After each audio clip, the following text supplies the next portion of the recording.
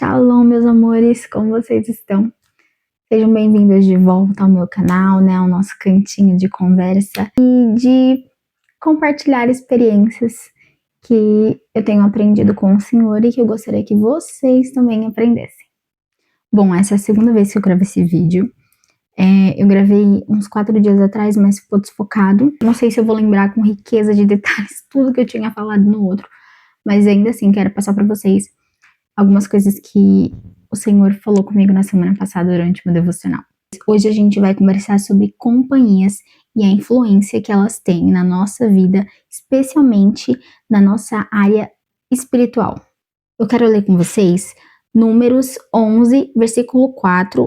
A começar que, antes do versículo 4, nós temos um título que é A Reclamação do Povo. E apenas para contexto, para vocês saberem, aqui o povo estava no deserto, naquela época em que eles estavam recebendo provisão diária de maná para comer. E o versículo 4 diz o seguinte: o bando de desocupados que havia no meio deles encheu-se de gula por outro tipo de comida. Também os israelitas voltaram a chorar e disseram: ah, se tivéssemos carne para comer! Nós nos lembramos dos peixes que tínhamos de graça no Egito, também dos pepinos, das melancias, dos alhos porós, das cebolas e dos alhos. Agora, porém, a nossa garganta está seca, nunca vemos nada, a não ser este maná. O maná, ele era uma provisão diária de alimento que o Senhor entregava ao povo israelita na época do deserto. Então, todos os dias chovia maná e eles recolhiam aquele maná, apenas a porção diária. O Senhor, desde o começo, orientou que eles não pegassem mais do que a porção diária, que não era necessário. E aconteceu sim de no começo eles pegarem mais do que a provisão diária e o alimento obviamente acordou cheio de bicho porque eles desobedeceram uma ordem do Senhor. E agora eu quero ler com vocês também, um pouco mais à frente, algo que aconteceu nos capítulos seguintes. Aqui no capítulo 13, vindo do versículo 16, disse: Moisés deu a Oséias, filho de Num, o nome de Josué. E Moisés mandou espiar a terra de Canaã. E queria dar uma atenção especial para a parte B do versículo 20, que diz: e tende bom ânimo e trazei do fruto da terra, que foi o que Moisés disse a Josué, Caleb e alguns outros homens que ele mandou para que espiasse a terra prometida. Mais à frente, quando eles voltam, a Bíblia diz o seguinte: isso aqui os homens contando a Moisés. E contaram-lhe e disseram: fomos à terra para onde tu nos enviaste, e verdadeiramente mana leite e mel, e este é o seu fruto. Todavia é forte o povo que habita na terra, e as cidades são fortificadas e muito grandes. O versículo 30 diz o seguinte: e Caleb fez com que o povo se calasse diante de Moisés e disse: subamos imediatamente e possuamos a terra, porque somos capazes de conquistá-la. Mas os homens que haviam subido com ele disseram: não poderemos subir contra aquele povo, porque são mais fortes do que nós. E apresentaram diante dos filhos de Israel maus relatos sobre a terra que haviam examinado. Aí o primeiro versículo do capítulo 14 diz o seguinte: e toda a congregação ergueu sua voz e clamou, e o povo chorou naquela noite. E todos os filhos de Israel murmuraram contra Moisés e Arão. E toda a congregação lhe disse: quisera Deus que tivéssemos morrido na terra do Egito, ou quisera Deus que tivéssemos morrido neste deserto. E porque o Senhor nos trouxe a essa terra para cairmos pela espada e para que nossas esposas e nossas crianças sejam uma presa, não seria melhor voltarmos ao Egito? E disseram uns aos outros: façamos um capitão e voltemos ao Egito. Amados, desde o capítulo 11, quando eu li a reclamação do povo de Israel, por influência do povo estrangeiro, o Senhor falou ao meu coração sobre a importância de nós escolhermos bem as nossas companhias.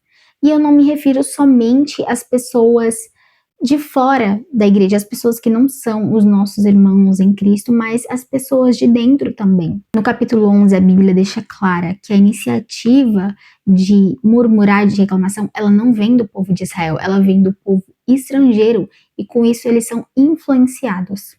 Porém, no capítulo 14, o que dá a entender é que aquele povo que derramou desânimo sobre o povo israelita era do próprio povo de Israel. Então, eram ali os próprios irmãos, né? E muitas vezes nós também agimos exatamente como o povo de Israel agiu. Quantas vezes nós não deixamos de fazer algo que foi direcionamento do Senhor na nossa vida por medo do que as pessoas vão falar, ou até pelo que as pessoas já falaram pela gente. Às vezes você vai contar alguma coisa ali pessoal para alguém e a pessoa vem com uma palavra de desânimo, só que quem te deu a ordem para fazer aquilo foi Deus. Então, muitas vezes nós somos o povo de Israel. Ali no capítulo 11, naquele episódio deles reclamarem do maná, talvez eles nem reclamassem se o povo estrangeiro não tivesse falado nada. Israel não entendeu que eles estavam num tempo diferente com o Senhor, num tempo de intimidade. E pior, eles não entenderam a preciosidade daquele tempo que eles estavam vivendo. Porque se a gente para pensar, você tem noção do que é o Senhor preparar um alimento diário todos os dias para eles virarem para o Senhor e reclamarem dessa provisão diária, sabe? Desse momento de intimidade, desse momento de cuidado mesmo do Senhor. Eles se deixaram levar pelos burburinhos que estavam ao redor deles, ao invés de focar naquele tempo de amadurecimento, naquele tempo de intimidade que os estava direcionando para a terra prometida, para uma terra boa que o Senhor tinha escolhido, que o Senhor tinha separado especialmente para eles. E mais à frente, eles perdem a terra prometida por mais uma murmuração, e pior, de pessoas que estavam no meio deles, de pessoas que eram para crer firmemente na promessa, na palavra do Senhor, mas eles preferiram temer. E o mais triste da situação é que tinham duas pessoas ali, que eram Josué e Caleb, que estavam firmes e fortificados e enraizados na promessa do Senhor, e eles criam, e eles tentaram animar o povo, mas esse pequeno grupo, além de temer, além de desconfiar da palavra, eles duvidaram do caráter de Deus, porque a promessa já havia sido feita, e eles duvidaram disso. Então, assim, além deles terem duvidado, eles levaram o povo inteiro a não só duvidar, mas a murmurar contra Deus. Eles chegaram a falar que era melhor que eles tivessem morrido no Egito. Gente, aqui eu quero reler com vocês o versículo 4 do capítulo 14, que eles dizem: façamos um capitão e voltamos ao Egito. Aquele povo duvidou de tal forma do Senhor que eles se esqueceram de tudo o que o Senhor fez, de todos os milagres que o Senhor fez, não só no tempo em que eles estavam ali no deserto, mas todos os milagres que o Senhor fez para tirá-los daqueles anos de escravidão. E eles ousaram falar contra o Senhor, que seria melhor que eles tivessem morrido naquela época e que escolhamos um capitão para voltar para lá. Vocês entendem a gravidade disso? Um dia, um tempo que foi escolhido, que era para ser um tempo de vislumbre, um tempo de apreciação da terra que seria deles, da terra que o Senhor preparou para eles com tanto amor e carinho, se tornou um tempo de maldição, um tempo onde eles viram a perda da terra prometida. Porque a Bíblia diz nos versículos seguintes que o Senhor se ira contra eles. E o Senhor decreta que eles não vão entrar na terra prometida, que os filhos deles vão, mas que eles não entrarão. Porém, o Senhor honra Caleb e Josué, e os dois entram com a próxima geração na terra prometida. Então, assim, quantas vezes nós não agimos como Israel e deixamos de fazer as coisas que o Senhor mandou e deixamos de crer nas promessas do Senhor por conta de burburinhos, de pessoas que não têm o mesmo nível de espiritualidade, o mesmo nível de fé que a gente. Porque ter fé mediante aos cenários da vida, vivendo rodeado de pessoas carnais, de situações carnais, é muito difícil, gente, você se manter firme ali quando o vento bate, a gente quer mesmo olhar para as ondas e tirar os olhos de Jesus. Então, sabe, ter essa fé já é muito difícil como ser humano. E quando a gente se rodeia de pessoas que não têm o mesmo nível de espiritualidade, de fé que a gente tem, a gente só piora a situação. Eu não estou falando aqui que você não deve ter amizades com pessoas que tenham fé diferente da sua ou que sejam mais fracas espiritualmente falando. Não. Até porque eu tenho muitos amigos que não partilham da mesma fé que eu. Mas assim, na hora de buscar conselhos, na hora de dividir a sua intimidade, procure conversar e pedir conselhos, se você vai pedir, para pessoas espirituais. E também prefira se manter mais no privado, prefira ter a sua vida mais privada, sabe?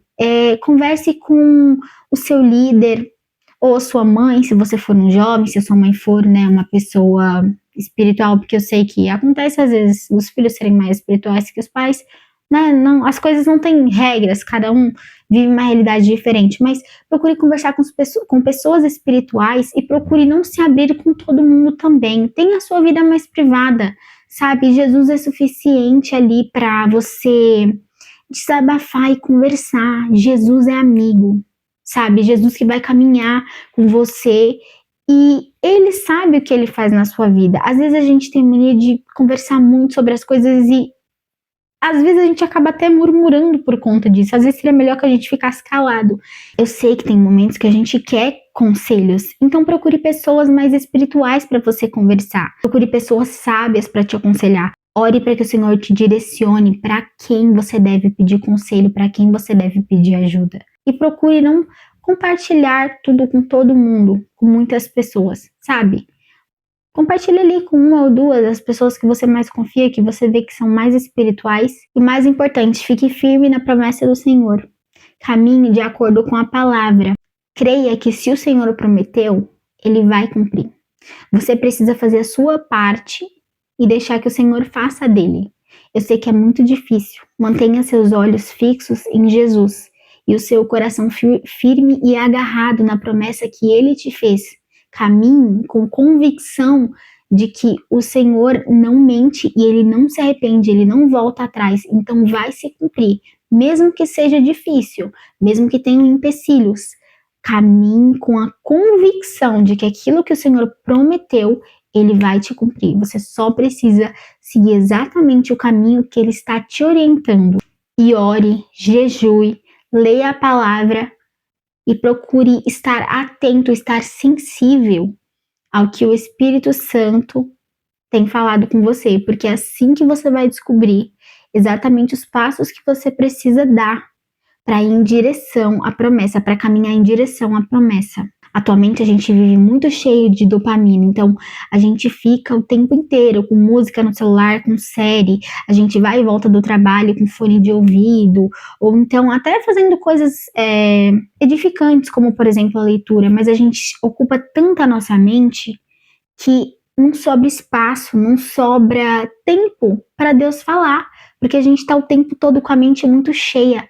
Então assim, procure respirar, pedir orientação para o Senhor e ficar um pouco no silêncio, porque eu tenho certeza que em uma hora ou outra Ele vai falar e Ele vai te orientar. E como eu disse, a sua tarefa é só crer e andar exatamente no caminho que Ele mandar. Bom, amores, foi isso. Que a gente venha refletir bastante sobre as nossas companhias, também sobre quem nós temos sido no meio dessas pessoas, porque se eu vejo que um irmão é mais fraco que eu, ou se eu vejo que uma pessoa não partilha da mesma fé que eu não posso ser influenciada por ela. Eu é que tenho que influenciá-la, para que algum dia ela também chegue no meu nível, ou até, isso pareceu meio soberbo, mas acho que vocês entenderam o que eu quis dizer. Misericórdia. Senhor, vai nos livrando de toda soberba. Mas enfim, gente, que nós venhamos influenciar essas pessoas, para que elas estejam cada dia mais espirituais e que possamos caminhar juntos em direção à Terra Prometida. Não só aqui na Terra física, mas em direção ao céu também. E foi isso, meus amores. Espero que essa palavra tenha edificado e tocado o coração de cada um de vocês. E não se esqueçam de se inscrever aqui embaixo, de curtir e de compartilhar o vídeo com quem o Senhor tocar no coração de vocês. Beijos, até a próxima.